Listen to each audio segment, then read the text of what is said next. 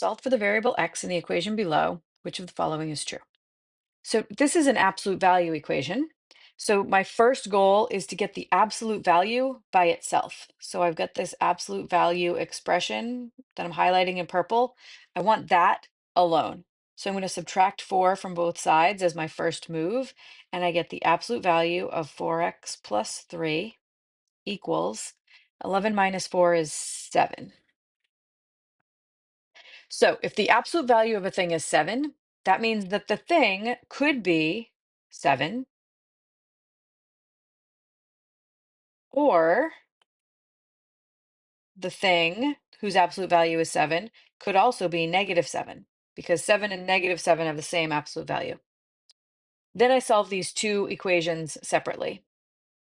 So I'm going to subtract 3 from both sides here, and I get 4x equals 4. Divide both sides by 4, and I get x equals 1. So there's one solution. Then I solve the other equation, and I get 4x equals -10. Divide both sides by 4, and I get x equals -10 fourths, which reduces to -5 halves. So I have two solutions, which means I can eliminate A and B. And then I got to look in the other two lists for a 1 and a -5 halves. So here's 1 and -5 halves.